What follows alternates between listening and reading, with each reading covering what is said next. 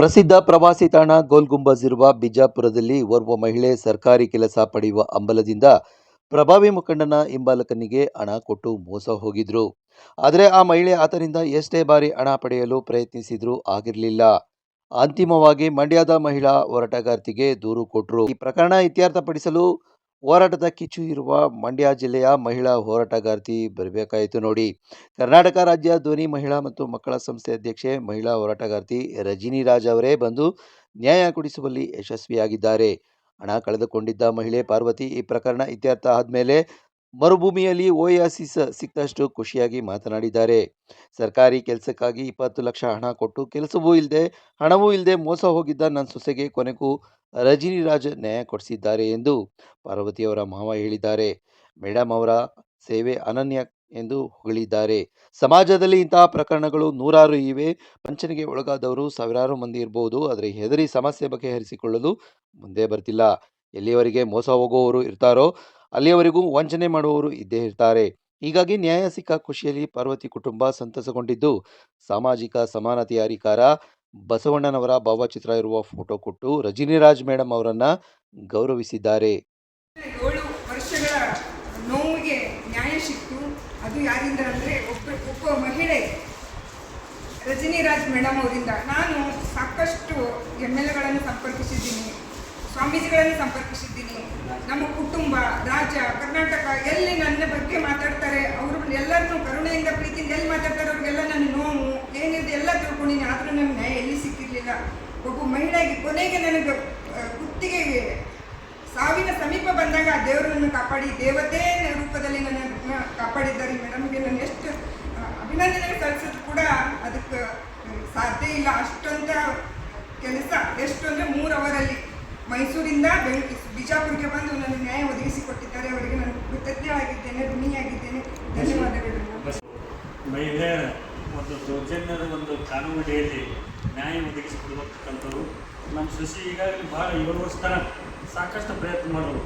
ರಾಜಕೀಯ ದುಡ್ಡನ್ನು ಭೇಟಿಯಾದರು, ಅಧಿಕಾರಿಗಳು ಭೇಟಿಯಾದರು, ಯಾರು ಭೇಟಿಯಾದರೂ ನ್ಯಾಯ ಸಿಗಲಿಲ್ಲ.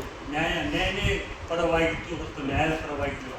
ಈ ಏನೋ ರಜನಿ ಮೇಡಮ್ ಅವರು ಸಿಕ್ಕಂಥ ಒಂದು ದೈವದತ್ತ ಕಾಣಿಕೆ ಅನ್ನೋರು. ಯಾಕಂದರೆ ಅವರು ಮಹಿಳೆಯರಿಗೆ ಏನಾಗಿರ್ತ ದೌರ್ಜನ್ಯವನ್ನು ಬಡಿದೋಡಿಸಿ ಸತ್ಯವಾದಂಥ ನ್ಯಾಯ ಕೊಡ್ತಕ್ಕಂಥ ದೇವರು ಸದ್ಬುದ್ಧಿ ಅವ್ರಿಗೆ ಪಟ್ಟಾನಂದ್ರೆ ಅದು ನಮ್ಮ ಪುಣ್ಯ, ನಮ್ಮ ಸುಶಿ ಪುಣ್ಯ ಅಂತ ಹೇಳ್ಬೋದು. ಯಾಕಂದರೆ ಇಲ್ಲಿವರೆಗೆ ನ್ಯಾಯ ಸಿಕ್ಕಿದ್ದಲ್ಲ.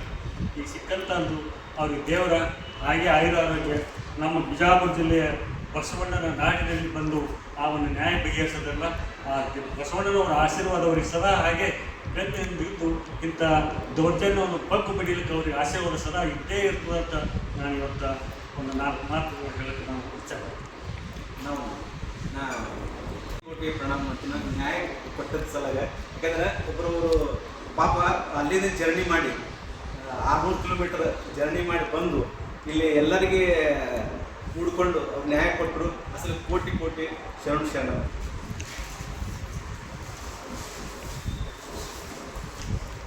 ಎಲ್ಲರಿಗೂ ಶರಣಾರ್ಥಿ ಬಂಧುಗಳೇ.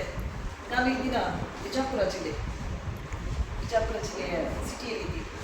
ಕಾರಣ ಏನಂದರೆ, ಒಂದು ನನ್ನ ಮಹಿಳೆ ಅರ್ಜಿಯನ್ನು ರವಾನೆ ಮಾಡ್ತಾರೆ 1 ತಿಂಗಳ ಹಿಂದೆ. ಸ್ನೇಹಿತರೆ, ನನಗೆ ಅನ್ಯಾಯವಾಗಿದೆ.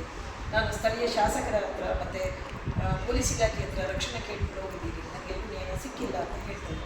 ಯಾಕೆ ಪೊಲೀಸ್ನವರು ನಿಮಗೆ ರಕ್ಷಣೆ ಕೊಟ್ಟು ಸಹಕರಿಸಬೇಕಲ್ಲ ಅಂತ ಕೇಳ್ತೀನಿ. ಜೊತೆಗೆ ಅವರು ಇಲ್ಲ, ಅಲ್ಲೂ ಹೋಗಿದ್ದೀನಿ, ನನಗೆ ನ್ಯಾಯ ಸಿಕ್ಕಿಲ್ಲ ಮೇಡಮ್. ಸ್ಥಳೀಯ ಶಾಸಕರಿಗೆ ಹೇಳಿದ್ದೀನಿ, ಹಲವಾರು ಗಣ್ಯ ಮುಖಂಡರಿಗೆ ಹೇಳಿದ್ದೀನಿ, ಸ್ವಾಮೀಜಿಗಳಿಗೆ ಹೇಳಿದ್ದೀನಿ, ನನಗೆಲ್ಲೂ ನ್ಯಾಯ ಸಿಕ್ಕಿಲ್ಲ, ನೀವು ನ್ಯಾಯ ಕೊಡ್ತೀರಂತ ಭರವಸೆಯಲ್ಲಿದ್ದೇನೆ ಅಂತ ಹೇಳ್ತಾರೆ. ಆ ತಕ್ಷಣ ನಿನ್ನೆ ಬಂದು ಇಲ್ಲಿ ಉಳಿದು ಅವರಿಗೆ ಯಾರು ದೌರ್ಜನ್ಯ ಕೃತ್ಯ ಮಾಡಿದ್ರು ಆ ಕುಟುಂಬದವರನ್ನು ಕರೆಸಿ ವಿಚಾರಣೆ ಮಾಡಿ ಈ ದಿನ ನ್ಯಾಯವನ್ನು ಕೊಡಿಸಿದ್ದೀನಿ. ಇವರಿಗೆ ಅಮೌಂಟು 10 ಲಕ್ಷ ಅಮೌಂಟನ್ನು ಕೊಡಬೇಕಿತ್ತು, ಅದು ನಾನು ಕೊಡ್ತೀನಿ ಅಂತ ಹೇಳಿದ್ದಾರೆ. ಈ ತಿಂಗಳು ಮುಂದಿನ ತಿಂಗಳಲ್ಲ, ಕೊನೆಯಲ್ಲಿ 5 ಲಕ್ಷ, ಟೋಟಲಿ 13 ಲಕ್ಷ ಹಣ. ಇವರು ಕಳ್ಕೊಂಡಿದ್ದು 20 ಲಕ್ಷ ಹಣ, ಮಧ್ಯ 10 ಲಕ್ಷ ಕೊಟ್ಟಿದ್ದಾರೆ. ಇನ್ನು 13 ಲಕ್ಷ ಹಣವನ್ನು ಕೊಡ್ತೀನಿ ಅಂತ ಹೇಳಿದ್ದಾರೆ. ಅವರು ಒಪ್ಪಿಕೊಂಡು ಹೋಗಿ ನಾಳೆ ಏನಿದೆ ಸಂಬಂಧಪಟ್ಟ ದಾಖಲಾತಿಗಳನ್ನ ಕೊಡ್ತಾ ಇದ್ದಾರೆ.